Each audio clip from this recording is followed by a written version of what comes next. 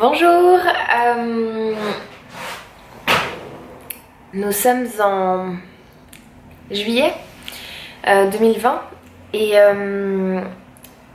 en ce moment je suis dans une phase très réflective.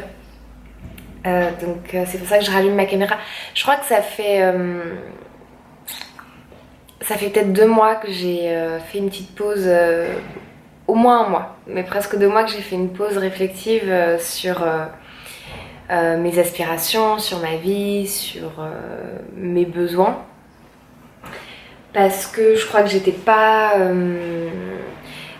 j'avais plein de belles occasions en fait de profiter de mes amis à l'extérieur, il faisait beau, ce qui est quand même assez rare au Danemark, enfin pas si rare que ça, mais disons qu'au Danemark quand il fait beau, t'as intérêt à profiter de l'extérieur parce que tu sais pas combien de temps ça va durer.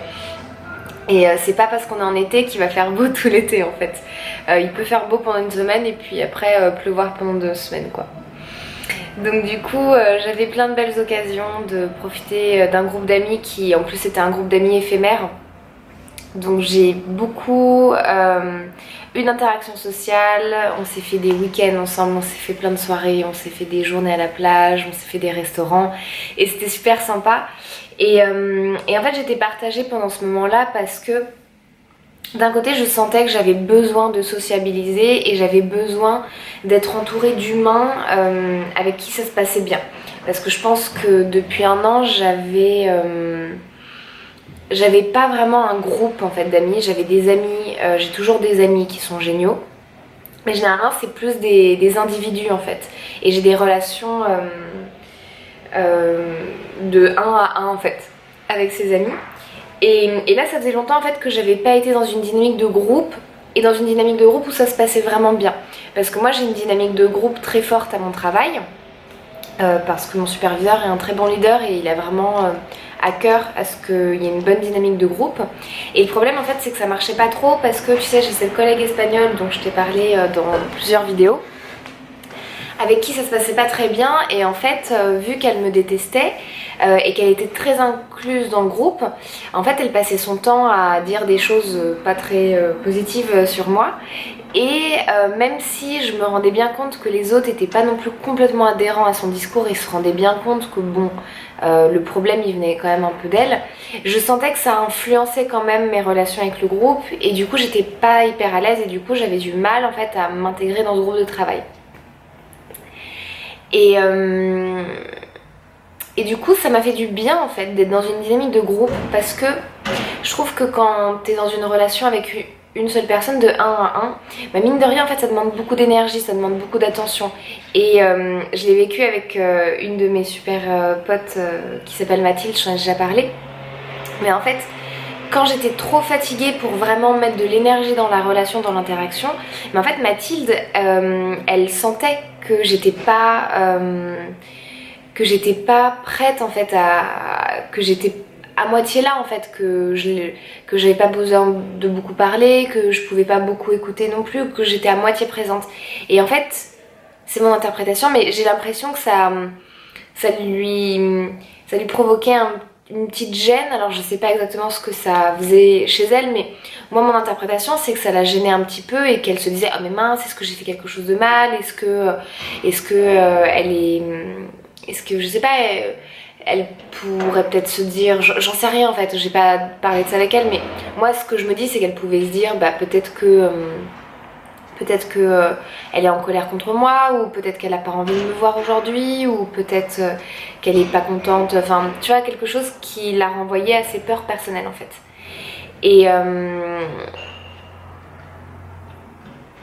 Et bon ça a été parce que de toute façon c'est quelqu'un qui travaille aussi beaucoup sur elle-même et qui s'est pas, je pense, laissé emporter là-dessus, donc il n'y a pas eu de souci par rapport à ça. Mais c'est vrai que du coup je sentais que dans une dynamique de 1 à 1, comme moi j'ai moins d'énergie en fait à donner aux autres en ce moment, ça devenait difficile en fait pour moi d'avoir des relations 1 à 1. Et là d'être dans une dynamique de groupe c'était chouette parce qu'en fait dans un groupe tu peux plus facilement prendre une place un peu plus en retrait, un peu plus d'observateur et être moins impliqué dans l'action, dans la dynamique du groupe et te laisser porter en fait par les autres qui mettent de l'énergie, qui sont des moteurs sociaux. D'ailleurs ça c'est l'expression de Mathilde. Et donc du coup ça m'a fait vachement de bien en fait d'avoir accès à de la sociabilisation, mais sous une autre forme que la forme dont j'ai l'habitude de sociabiliser, qui est le 1 à, la relation 1 à 1. Et du coup j'en ai beaucoup profité, et en plus c'était plutôt cool parce que c'était un groupe éphémère, c'était des internationaux qui étaient présents jusqu'au début de l'été, et puis là du coup début juillet ils sont tous, quasiment tous repartis dans leur pays respectifs. Donc du coup il y avait un côté hyper intense, tu vois, à profiter de ce groupe parce que je savais et on savait tous que ça allait pas durer. Donc du coup en fait on avait tous, et puis en plus voilà, on s'est beaucoup reliés, on s'est beaucoup liés les uns aux autres parce que il y a eu ce moment de confinement qui était clairement pas facile pour beaucoup d'entre nous. Et du coup, c'est vrai que ces épreuves-là font que ça nous pousse à être plus à l'écoute les uns des autres, ça nous pousse à être plus dans... Voilà, c'est plus justifié par exemple de se faire des câlins parce qu'on est plus triste, tu vois, donc du coup ça lie plus en fait des relations. Et tu vois, j'ai envie de pleurer, c'était un groupe magnifique, c'était vraiment, je suis tellement heureuse d'avoir eu l'occasion de profiter de ce groupe d'amis parce que, enfin, d'expérimenter des petits bouts de vie avec eux, parce que vraiment c'était beau, c'était une magnifique expérience. Mais pendant que je vivais ça, il y avait une part de moi qui disait « Ah mais je suis fatiguée des interactions sociales, j'en ai marre, j'ai envie d'être seule, j'ai envie d'être dans ma bulle, j'ai envie de me reposer et j'y arrive plus à suivre le rythme en fait, je suis trop fatiguée. » Et je comprends tout à fait cette part de moi parce que j'ai clairement fait une sorte de burn-out en mars. Et ça fait très longtemps que je tire sur la corde, et ça fait très longtemps que j'ai cette part de moi qui me dit j'ai plus envie d'être dans des interactions sociales, j'ai envie d'être seule. Et du coup là en fait tous ces amis sont partis depuis une semaine, et du coup je m'autorise à me dire ok, qu'est-ce qui me dérangeait en fait, qu'est-ce qui me faisait, qu'est-ce qui me provoquait cette gêne en fait dans les interactions sociales. Et qu'est-ce qui me dérangeait, et ouais, je me répète, mais qu'est-ce qui me gênait en fait, pourquoi j'étais pas complètement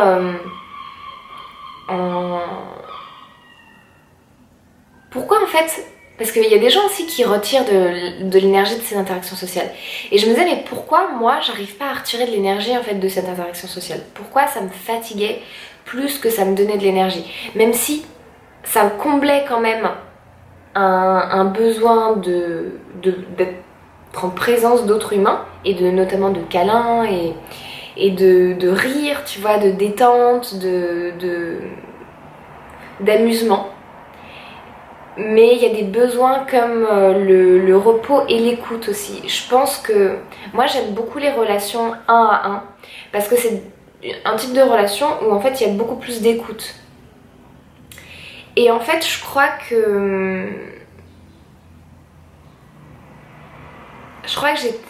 j'avais vraiment un besoin d'empathie et d'écoute que j'arrivais pas à combler. Et en fait, ça s'est traduit par de la colère. Ça fait 1 mois en fait, je suis très souvent en colère. Mais c'est fou parce qu'en fait, je suis en colère pour tout et rien. Et quand je suis en colère pour des petits trucs en fait, je me rends bien compte, tu vois, j'arrive à prendre très rapidement du recul, et je me dis mais c'est ridicule d'être en colère pour ça en fait, enfin je sais pas, je me mets en colère pour est-ce que je peux te donner des exemples, parce que j'ai un collègue qui a utilisé un appareil, un microscope, et il a pas mis les paramètres tout comme il fallait. Et du coup, moi en fait, le microscope il marchait plus comme je voulais qu'il marche, et je savais pas le reparamétrer, et du coup ça m'a mis vachement en colère. Et avant, j'étais la championne pour réprimer ma colère. Donc Moi la colère ça fait 2 ans que je l'ai réveillée et donc du coup je suis un peu un bébé en gestion de colère parce que je l'ai tellement réprimée en fait que sincèrement pendant plus de 5 ans, je pense pendant à peu près 10 ans, j'ai pas été en colère. C'est fou hein. J'ai réussi à réprimer ma colère à un point qu'en fait pendant 10 ans j'ai pas exprimé de colère. C'est un truc de fou.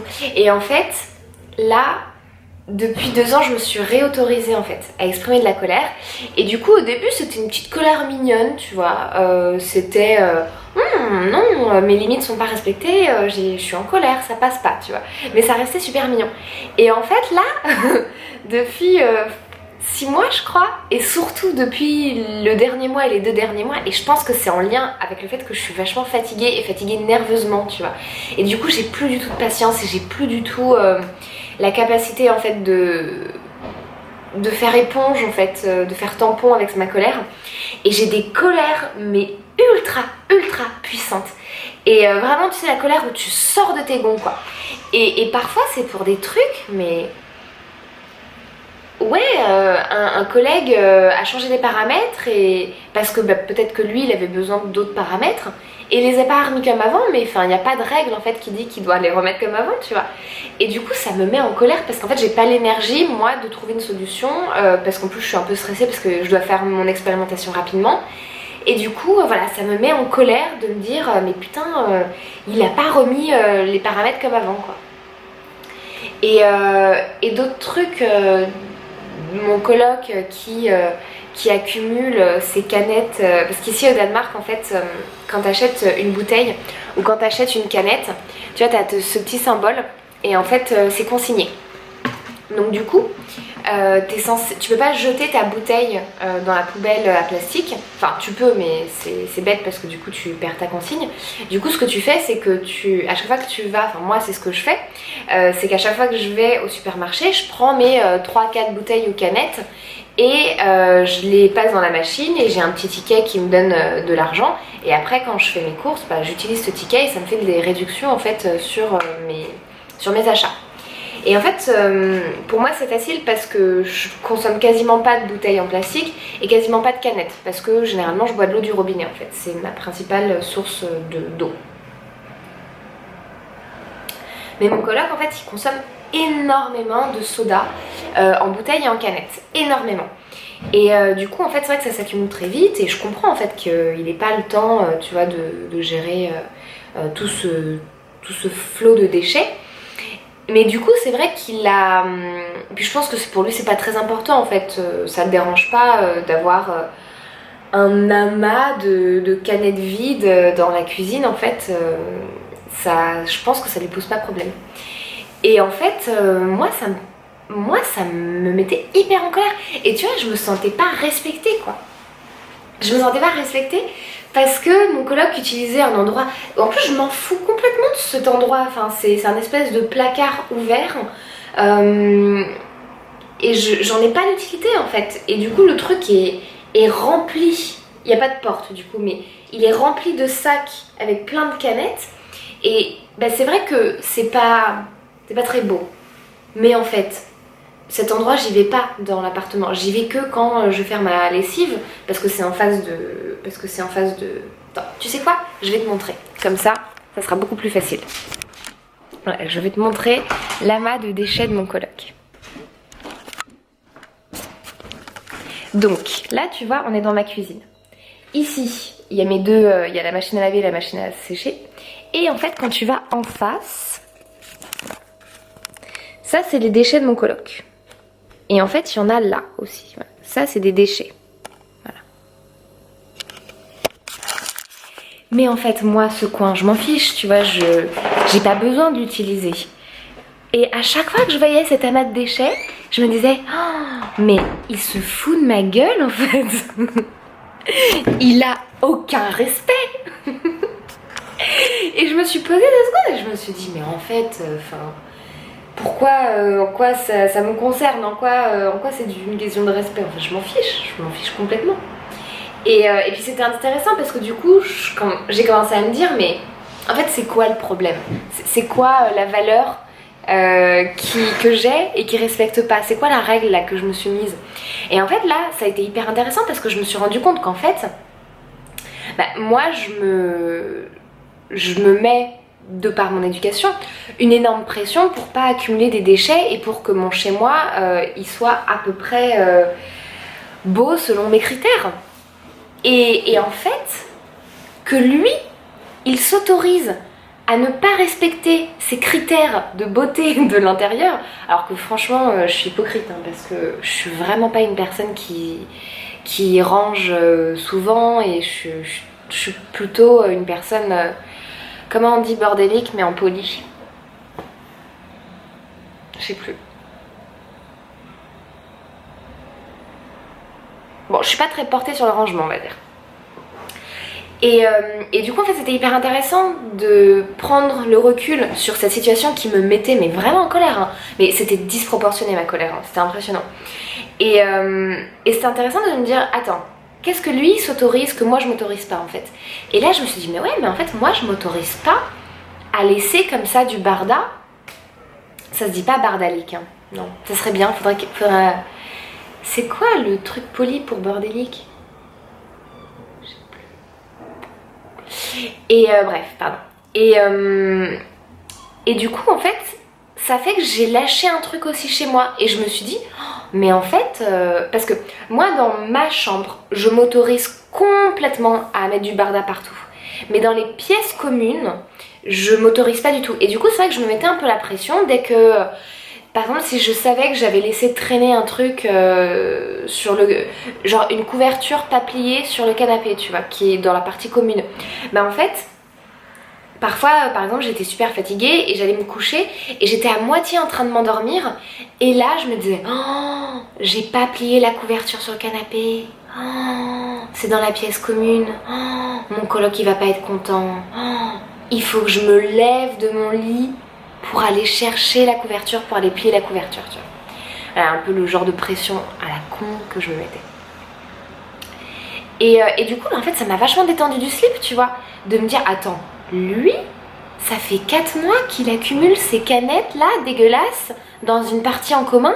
Et en plus, je lui ai dit gentiment, ça commence à faire beaucoup, non? Et il a vidé un sac et puis ça s'est réaccumulé depuis, voilà quoi. Et du coup, ça m'a vachement détendue de me dire, ok, cet homme est mon modèle, c'est mon guide.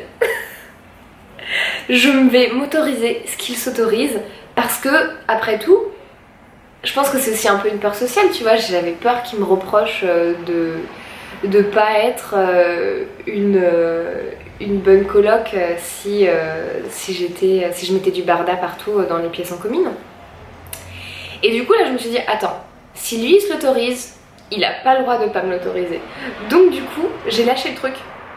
Et du coup ça m'a fait vachement de bien en fait de m'autoriser en fait à laisser traîner des trucs dans les pièces communes pendant 2-3 jours et voilà quoi. Alors je pense pas que j'arriverai pas encore, je pense, à m'autoriser de laisser traîner des déchets pendant super longtemps, pendant plusieurs mois, comme lui il fait. Mais en fait maintenant, déjà je suis beaucoup plus... ça m'énerve plus du tout en fait, parce que je me dis cool, ça m'a donné une belle leçon de vie et ça m'a donné un modèle qui est agréable en fait, parce que ça m'a permis de me détendre du slip sur un truc mais que je trouve complètement débile en fait. Et du coup maintenant quand je vois ces canettes accumulées, j'ai un regard tendre en fait envers ces canettes en me disant ah la belle leçon, c'est cool quoi. Et puis et du coup je pense que ça pourrit pas aussi les relations, parce que si je suis énervée contre ça, j'ai forcément un peu plus de mal le soir quand il rentre de lui dire hey salut, t'as passé une bonne journée, tu vois, parce qu'en fait dans ma tête je me dis hey salut connard, dis donc t'as toujours pas bougé tes canettes, tu vois. Et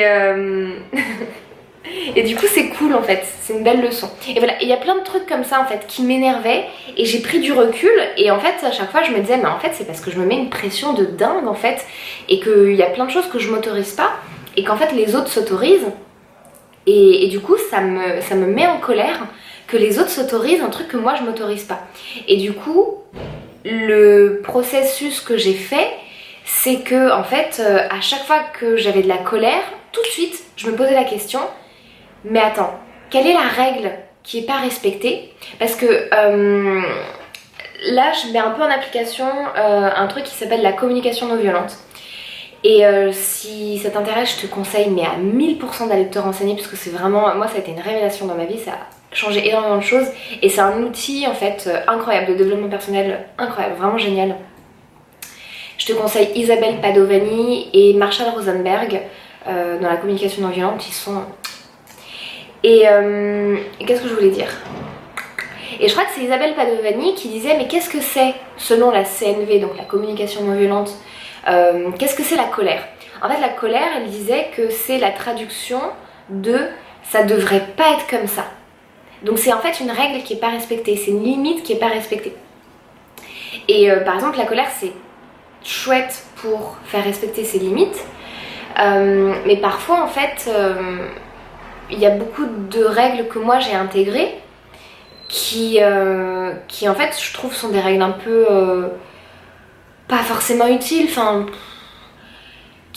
ça dépend des situations et c'est beaucoup, tu sais, toutes les règles de politesse, toutes les règles, et en fait moi je trouve que ça c'est plus bloquant, c'est plus limitant que vraiment potentialisant et aidant dans mes relations en fait.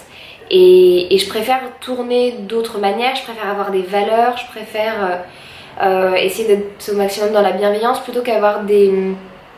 et vraiment être dans des relations où ça me parle vraiment et où ça vibre, tu vois, avec mes valeurs, plutôt que d'être dans une application bête et méchante de règles, de politesse par exemple, que moi j'ai pas forcément, que je comprends pas forcément pourquoi les tenants et les aboutissants, quoi, parce que c'est des règles sociales. Et du coup c'est hyper intéressant en fait de prendre du recul sur ces phases de colère. Et il y a un truc qui m'était vachement en colère, c'est quand les gens de mon entourage étaient pas capables d'une écoute empathique aux petits oignons. Quand à chaque fois que je parlais d'un problème, mon entourage tout de suite allait soit parler de lui ou d'elle, soit prendre en fait la conversation pour... Par exemple, typiquement, quand je me plaignais, il y avait plusieurs types de réponses. Il y avait soit la personne qui du coup prenait la parole pour se plaindre à son tour. Ah ouais, moi aussi, non mais je te raconte pas, il y avait ça qui m'est arrivé, blablabla. Bla bla bla. Soit la personne allait me donner des conseils. Bah, c'est parce que tu fais ça pas bien et donc du coup il faut que tu fasses ça comme ça et blablabla. Bla bla. Soit me couper en fait dans mes émotions en essayant tout de suite de me dire non mais c'est pas grave, pleure pas pour ça, c'est ridicule, tu vois, voilà. Alors que moi en fait fondamentalement je pense que j'avais un grand besoin d'empathie et je l'ai toujours en fait, j'ai beaucoup besoin, j'ai vraiment besoin d'écoute empathique de qualité en fait. Et ça c'est un truc que j'ai vraiment trouvé, notamment avec mon superviseur qui est incroyable. Et une de mes collègues aussi enfin les deux, ils sont incroyables quoi. C'est pas tous les Danois qui sont comme ça, je suis biaisée parce que je sais que tous les Danois sont pas comme ça, mais je pense que ça se trouve plus facilement au Danemark parce que l'empathie est plus travaillée ici, notamment à l'école. Et c'est vrai que eux, c'est des dieux quoi, en empathie, ils sont géniaux, ils sont vraiment vraiment géniaux. Et c'est vrai qu'en fait, du coup, j'ai été habituée un peu à ça et je crois que du coup, dans mon entourage, quand je retrouvais plus ce niveau d'écoute empathique, tout de suite, ça me mettait vachement en colère. Et en fait, je me rendais compte que, bah en fait, moi non plus, j'étais pas capable en fait de donner ce niveau d'écoute empathique à mon entourage et que vu que j'étais ultra fatiguée nerveusement, j'avais plus la capacité en fait d'écouter les gens se plaindre. C'est un truc, j'arrive plus à le faire en fait. Et je pense que c'est un des gros problèmes que j'ai avec ma collègue espagnole en fait, c'est que clairement elle est en énorme souffrance, vraiment, vraiment. Je pense qu'elle se déteste, mais à un niveau qui est wow, genre champion olympique. Et elle se plaint tout le temps en fait. Tout le temps, elle se plaint. Elle se met tout le temps en position de victime, en disant qu'elle a pas de chance, elle a vraiment cette croyance qu'elle a pas de chance. Et elle se plaint tout le temps. Et je pense elle aurait vraiment besoin d'une énorme écoute empathique. Mais en fait, moi, bon, après il y a un passif aussi, parce qu'elle m'a quand même mis cher pendant 6 mois, et pendant 6 mois, elle m'a quand même fait du passif agressif. Donc, je pense que c'est aussi plus difficile pour moi d'être en écoute empathique avec elle, parce que personnellement, elle m'a pas facilité la vie, tu vois. Donc du coup, j'ai un peu de mal à me dire ok, je vais être sympa avec elle, je vais l'écouter. Mais aussi parce que clairement j'ai pas les ressources, parce que je suis vraiment trop fatiguée en fait. Et du coup en fait elle m'agaçait, mais au plus haut point, à se plaindre tout le temps. Et en fait je me suis rendu compte que c'est parce que que ça m'agaçait en fait à un point énorme, parce qu'en fait moi je m'autorise pas à me plaindre, parce que j'ai peur de ne pas recevoir de l'écoute empathique de la part de mon entourage. Et à chaque fois que j'ose un peu me plaindre, et que du coup ça confirme ma croyance comme quoi je vais pas avoir de l'écoute empathique, parce que c'est vrai que c'est difficile, hein, l'écoute empathique, on n'a pas l'habitude, et donc c'est quand même assez rare d'avoir une pure écoute empathique en fait, du niveau, de la qualité que j'aimerais en fait. Du coup en fait j'avais pas du tout la capacité d'être bienveillante envers mon entourage, qui était pas capable de m'apporter cette écoute empathique top niveau, tu vois. Et du coup ça me mettait en colère, et en plus j'étais hyper énervée contre les gens qui se plaignaient, parce que moi du coup je m'autorisais pas à me plaindre. J'espère que t'as compris, je sais pas si je suis très claire. Et du coup, en fait, je me suis beaucoup posé la question, je me suis beaucoup retourné le cerveau en me disant mais c'est quoi, pourquoi je suis tellement en colère comme ça contre cette petite piote là, petite espagnole qui se plaint tout le temps, la pauvre, je vois bien qu'elle est en souffrance.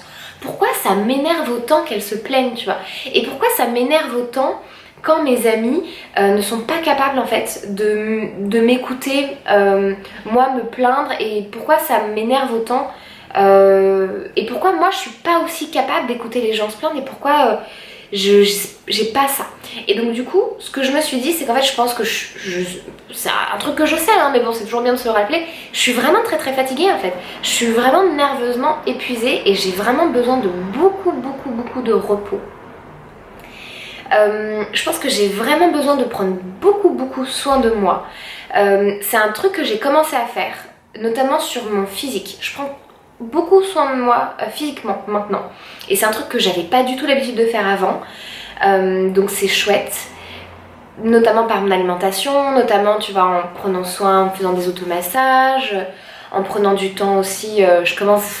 J'ai pas envie de dire que je fais du sport, parce que franchement je peux pas dire que c'est du sport ce que je fais, mais voilà, en faisant des balades, en essayant de courir pendant 10 secondes, en allant me baigner, en me détendant, tu vois, c'est un truc que...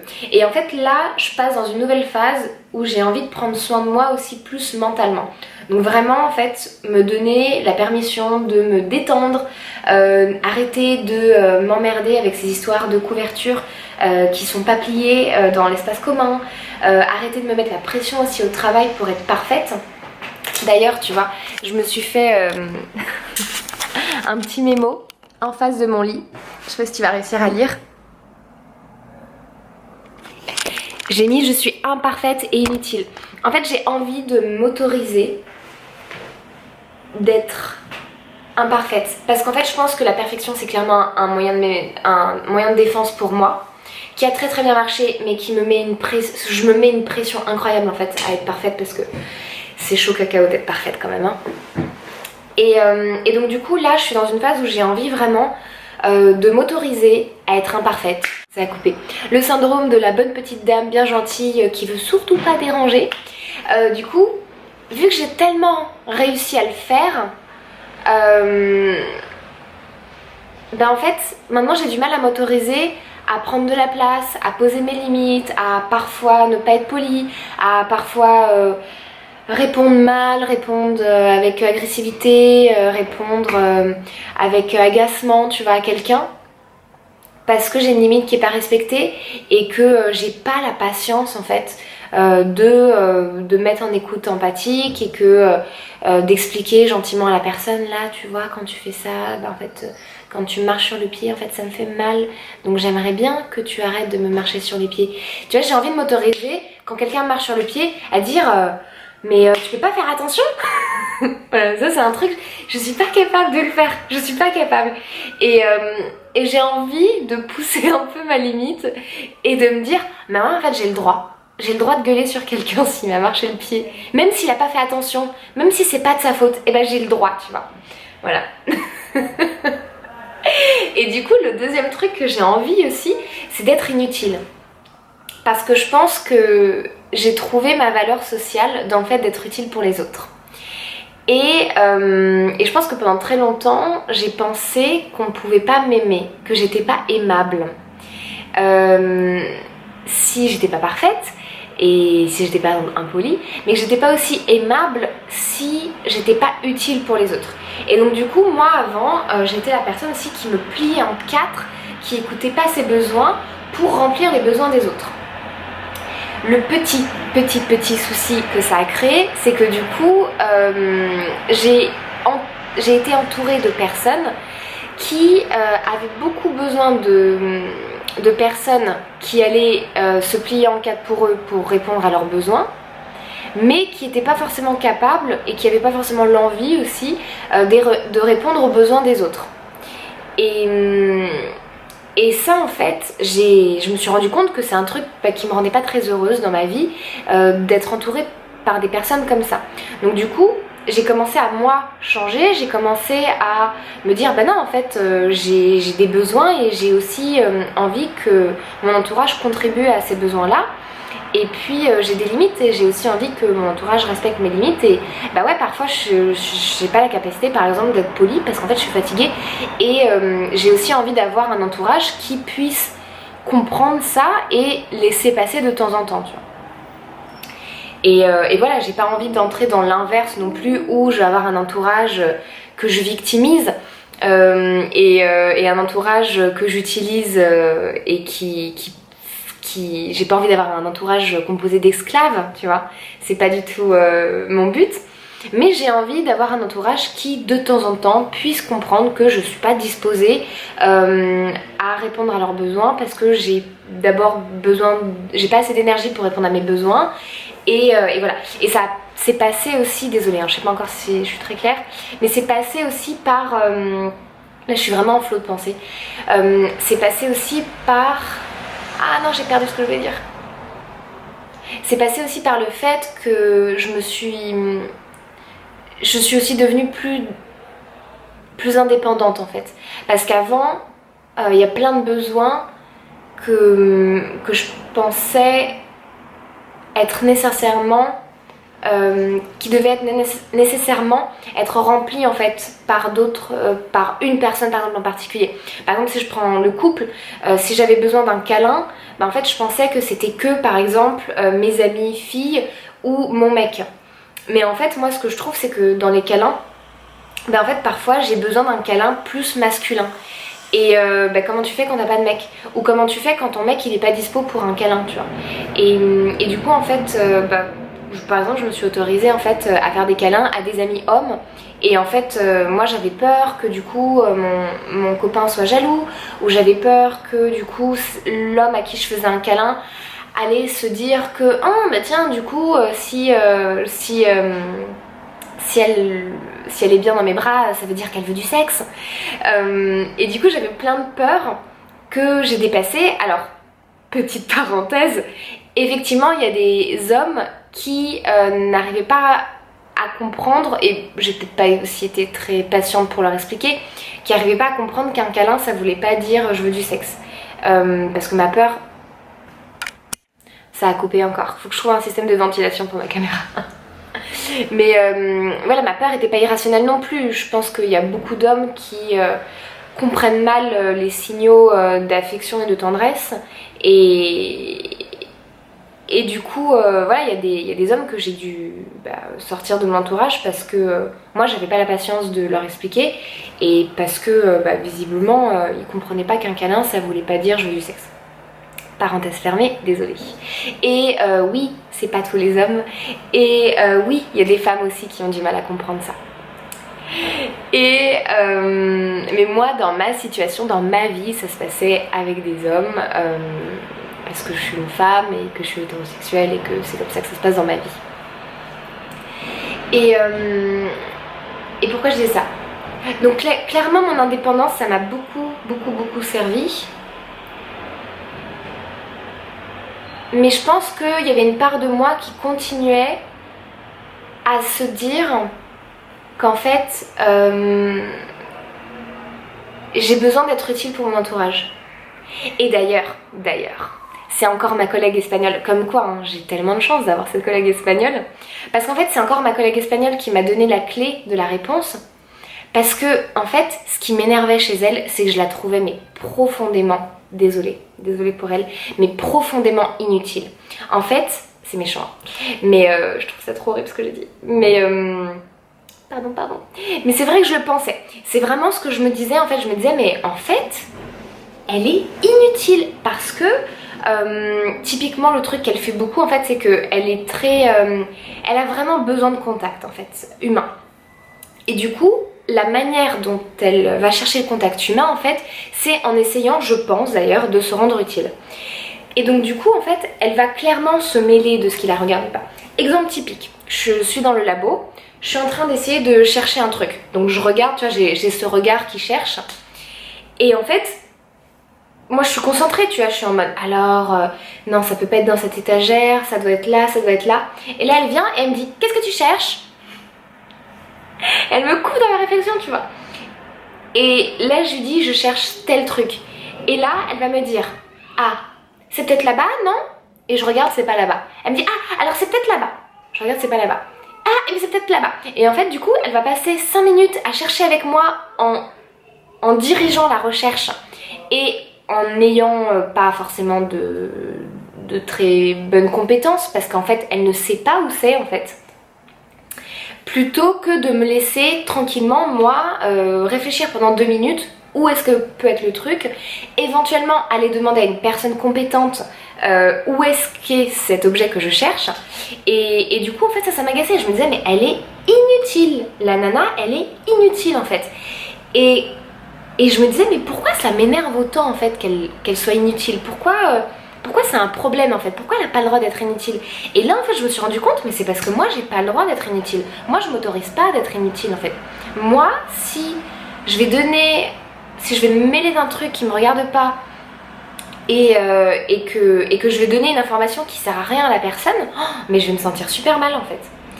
Et c'est pour ça que j'ai mis ces deux mots, je suis imparfaite, j'ai mis cette phrase je suis imparfaite et inutile, parce qu'en fait j'ai vraiment envie de m'autoriser d'être imparfaite, même s'il y a un truc que je sais faire, de plus le faire bien comme ça, parce que sans raison en fait. Et j'ai vraiment envie de m'autoriser à ne pas être utile pour mon entourage en fait. J'ai envie de servir à rien, tu vois. J'ai envie d'être cette personne qui est là et tu sais pas ce qu'elle fait, elle sert à rien. Et en fait j'ai envie de m'autoriser à ça parce que je crois que quand je suis dans un moment social, c'est pour ça que ça me fatigue énormément en fait, les interactions sociales. Parce qu'en fait je suis toujours un peu sur le qui-vive, je suis toujours un peu en attention et du coup un peu en stress aussi je pense, parce que j'essaye toujours d'être utile pour les autres. Et du coup je suis toujours un peu comme ça sur le qui-vive en me disant ok est-ce qu'il n'y aurait pas un besoin là que je peux identifier et du coup que je peux combler tu vois pour quelqu'un de mon entourage, comme ça je vais être aimée. Et du coup j'ai envie de moi m'aimer et du coup j'ai envie de me prouver à moi-même que je peux être aimée par mon entourage si je suis complètement imparfaite et si je suis complètement inutile pour eux. Voilà. C'est ça mon nouveau défi personnel. C'est marrant hein. Et un peu contradictoire mais je crois que j'ai envie d'être plus seule. J'ai envie de m'autoriser à... Ça a encore coupé. Je vais finir très rapidement. J'ai envie de m'autoriser aussi de... En fait, c'est un peu le pendant qu'il y a ici au Danemark. C'est que... En fait, ici, être seule, c'est un peu mal vu, dans le sens où je pense que les Danois ont cette valeur très très forte de la famille, de la communauté, d'être entourée.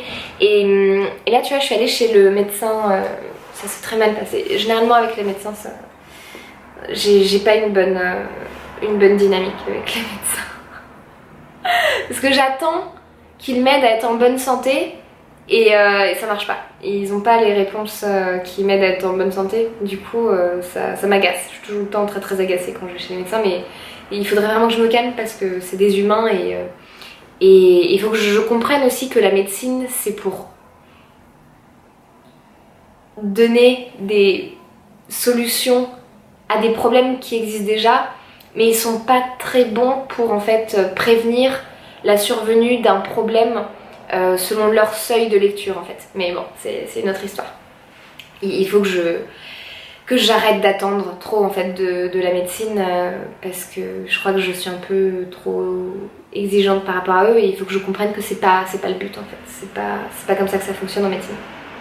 Bref, parenthèse fermée.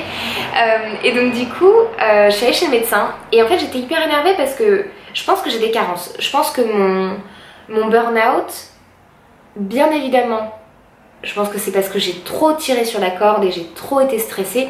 Mais je pense aussi que c'est mon alimentation qui doit manquer de certains nutriments. Je pense que j'ai pas fait assez attention en étant végétarienne à certains nutriments, notamment, je te le dis au cas où, le zinc. Le zinc apparemment c'est assez... On parle souvent de la B12, on parle souvent des protéines, mais il y a le zinc aussi qui est un peu plus difficile à trouver dans l'alimentation végétarienne. Et je pense que j'en manquais, peut-être d'autres trucs, je sais pas, peut-être du magnésium aussi, moi je suis toujours carencée en magnésium. Et en fait apparemment c'est parce que je pense que j'ai vraiment un stress chronique que j'avais du mal à me rendre compte de l'ampleur en fait de mon stress chronique. Mais apparemment en fait quand t'es en manque de magnésium, c'est parce une des causes en fait ça peut être parce qu'en fait t'es stressé chronique et le stress apparemment ça mange beaucoup de magnésium. Je suis en train de dériver, désolée, j'étais en train de finir la vidéo. Et du coup, qu'est-ce que je voulais dire? Ah, le médecin, oui. Et donc du coup, je vais le voir et je dis voilà, moi j'aimerais bien faire des prises de sang pour voir si j'ai pas des manques en fait de nutriments et de micronutriments dans mon alimentation. Et en fait au Danemark, ils sont très pragmatiques et ils ont un système de santé qui est assez peu cher par rapport à la qualité. En fait, ils ont un très bon rapport qualité-prix. Parce qu'en fait ils sont assez intransigeants. Par exemple, si un exemple que une amie m'a donné récemment, en fait c'est une personne qui en fait cette amie je crois qu'elle a 70 ans maintenant et à un moment en fait elle voyait que tout son entourage en France se faisait tester pour le cholestérol. Et donc elle allait voir son médecin et elle a dit on pourrait pas faire un petit test cholestérol histoire de voir où j'en suis. Et en fait, son médecin l'a regardé, il lui a dit bah non, t'es toute maigrichonne, je vais pas faire tester ton cholestérol quoi. Parce qu'en fait, en médecine, il fonctionne beaucoup en statistique, et statistiquement en fait, c'est plutôt les personnes qui sont en surpoids qui ont des risques d'avoir du mauvais cholestérol. Mais en fait, c'est pas vrai à 100%, tu peux être mince et avoir du mauvais cholestérol et avoir des forts taux de cholestérol. Et du coup, en fait, mon amie a dû insister pour qu'elle se fasse tester pour le cholestérol et finalement effectivement elle avait un taux de cholestérol qui était un peu au-dessus du seuil qui est sain. Et ben ça c'est vraiment typiquement d'après ce que j'ai compris, c'est typiquement la médecine, c'est comme ça que fonctionne la médecine au Danemark. Et en fait je pense que ça fonctionne aussi comme ça en France, mais je pense qu'au Danemark ils l'ont vraiment poussé un peu plus dans l'efficacité et dans l'intransigeance. Et donc en fait, mon médecin m'a regardée et m'a dit bah écoutez, moi j'ai pas l'impression là que vous allez mal en fait, parce que c'est vrai que je vais mieux et que j'ai pris des compléments depuis 2 mois. Du coup, moi je vois pas l'intérêt de vous faire tester en fait, et puis en plus ça coûte cher. Et là j'étais en train de dire attends, t'es en train de me dire que moi je te dis que j'ai fait un burn-out, que je pense vraiment que j'ai des grosses carences parce que j'ai vraiment des symptômes bizarres qui sont vraiment, je pense, liés à des carences. Et t'es en train de me dire que t'as pas envie. Et t'es en train de me dire que t'as pas envie de tester parce que ça coûte trop cher. C'est vraiment c'est vraiment la différence française qui pense à elle Et Danemark qui pense avant tout, je pense, à la société, tu vois, au coût que ça va générer à la société, et donc du coup qui a pas envie de... là je pense qu'il y a un décalage culturel qui joue pas mal. Et pourquoi je disais ça? Ah, je suis une catastrophe. Je sais plus pourquoi je disais ça. Je crois que j'ai retrouvé. Je crois que je te disais ça parce qu'en fait, ce qui m'a énervée chez ce médecin, c'est qu'en fait moi j'étais en train de lui dire je souffre. Et que lui, il me répondait ah non mais ça coûte trop cher à la société. Puis c'est pas assez grave. Et du coup, mais ça m'a énervée. Oh mon dieu. Ah, ça m'a pourri la journée. Je te le dis, ça m'a pourri ma journée. J'étais tellement énervée contre ce médecin. Et je suis sûre que lui, il était chouchou. Franchement, il était chouchou. Il essayait de bien faire. Et il essayait d'appliquer ce qu'il avait appris. Et il était jeune. Il était enfant. D'ailleurs, il finissait son stage et c'était pas un médecin permanent, donc c'était vraiment un petit chou jeune, tu vois, qui faisait de son mieux, et vraiment il a essayé, hein. Et ah oui, non, je te parlais de la communauté, ah oui c'est ça.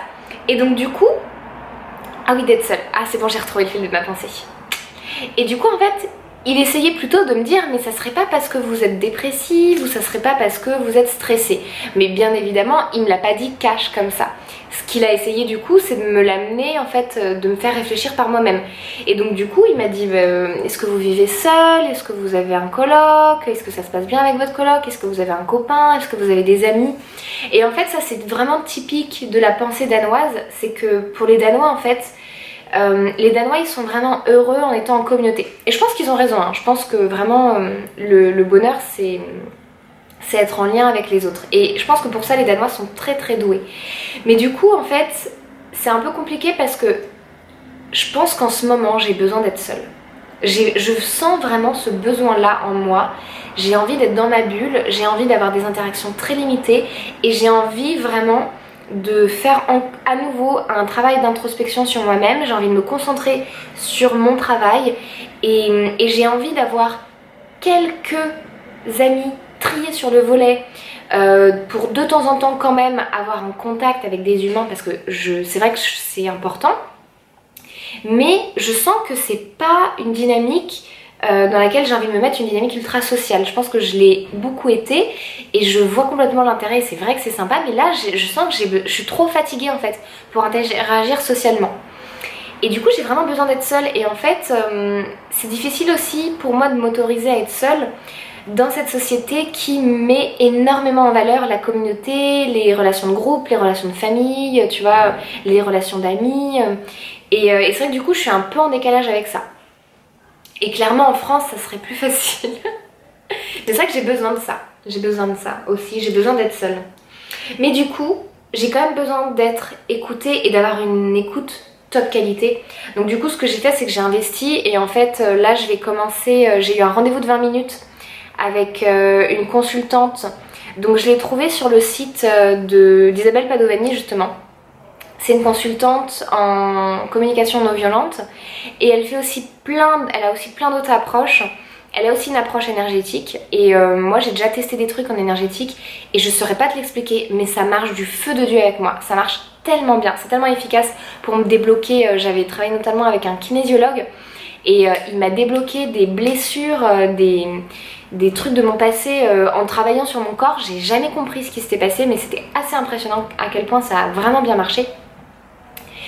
Et donc du coup elle fait aussi un travail énergétique, elle fait aussi un travail, c'est Isabelle Padovani aussi qui le développe, ça s'appelle les multiples aspects de la personnalité, c'est pas ça, c'est les MOI, les multiples, je sais plus, mais en gros en fait c'est apprendre à se faire la conversation avec les différentes parts de soi. Isabelle Padovani dans ses vidéos elle en parle beaucoup, donc c'est Isabelle et Padovani c'est Padovani. Si tu veux chercher, elle est géniale cette nana, enfin moi je l'aime beaucoup et du coup c'est un truc qu'elle évoque, tu sais, c'est un peu faire ce langage un peu schizophrénique, un peu avoir cette conversation avec ces différentes parts de soi. C'est les pardon, je suis désolée, je suis peut-être un peu psychophobe. Est-ce que c'est les schizophrènes qui ont plusieurs personnalités? Je suis pas sûre. Non, non, je fais un amalgame. Je suis désolée pour tous les schizophrènes. Avoir une conversation avec ces multiples personnalités. Et en fait, c'est un truc qu'on a énormément pathologisé parce que, bon, il y a des personnes qui en souffrent et qui ont du mal à se rendre compte que ce sont pas des vraies personnes, des parts d'elles qui pensent que, il me semble, je suis pas psychologue, je suis en train de m'empêtrer dans un truc que je maîtrise pas du tout, mais il me semble qu'il y a des personnes, qui pensent qu'il y a différentes parts d'elles qui s'expriment mais qui sont plus à l'extérieur d'elles, qui sont des réelles personnes qui coupent en fait leur personnalité en plusieurs parts mais qui pensent que ce sont vraiment pas, que ça fait pas vraiment partie d'elles ou un truc dans le genre. En fait non, tu sais quoi, je vais arrêter d'essayer d'expliquer ça parce qu'en fait je maîtrise pas du tout le sujet et je dois dire des grosses bêtises. Mais en tout cas, ce que développe Isabelle Padovani dans ces multiples aspects de la personnalité, je sais plus comment elle dit, je crois que c'est MOI, mais je sais plus pourquoi. M c'est multiple, O, je sais plus. Et ou MO1, je sais plus. Et bref, et donc du coup en fait c'est apprendre à faire cette conversation avec ces multiples parts de soi. Donc par exemple, tu sais typiquement quand je suis en colère, je vais avoir cette partie de moi qui est en colère qui dit non mais ça devrait pas se passer comme ça, et il y a une autre partie de moi qui dit t'es ridicule là, t'es au courant que il n'y a pas de raison, enfin la raison n'est pas suffisamment c'est pas vraiment grave, c'est pas suffisamment grave pour que tu te mettes dans cet état de colère en fait. Mais en fait c'est apprendre à écouter toutes ces parts de soi. Et il y a la part de soi qui dit oui mais si mais je suis vraiment en colère. Ben voilà, c'est apprendre à écouter toutes ces parts de soi et essayer d'harmoniser un peu cette conversation interne. Et donc du coup elle fait ça aussi, donc je vais commencer à le faire. Donc peut-être que dans les prochaines vidéos tu vas te dire mais qu'est-ce qui lui arrive, elle va parler de la part de soi qui fait ça et de la part d'elle qui fait ça. Et ben en fait c'est probablement parce que je suis en train de faire ce travail là. Ça va être rigolo. Et voilà, donc là en fait, pour conclure cette vidéo, attention la conclusion arrive, c'est la fin. Ce que je me dis c'est que j'ai envie d'accepter d'être imparfaite et inutile pour mon entourage, et j'ai aussi envie d'accepter d'être seule en fait, parce que c'est un besoin que je ressens vraiment, j'ai vraiment besoin d'être seule. Et mais je suis pas vraiment seule parce qu'en vrai j'ai toujours des amis, mais accepter de passer moins de temps en relation en fait avec mes connaissances, avec mes amis, avec mes proches. Et par contre, parce que j'ai quand même un énorme besoin d'écoute empathique, que je veux en fait apprendre aussi à m'accorder à moi en toute indépendance, mais comme il faut que j'apprenne à me donner cette empathie, cette écoute empathique à moi-même, parce que je pense que je suis trop exigeante envers mon entourage, parce qu'en fait la meilleure personne qui est capable de me donner de l'écoute empathique, bah en fait c'est moi, parce que je suis directement reliée à moi, tu vois. Et donc du coup ça j'ai envie de l'apprendre à le faire avec cette praticienne, je sais pas comment on peut l'appeler, et donc du coup là je vais avoir mon prochain rendez-vous la semaine prochaine, ce sera le 14 juillet. Donc j'ai hâte, j'ai vraiment hâte. Voilà où j'en suis. Je te fais des gros bisous, je te dis à bientôt et c'est tout.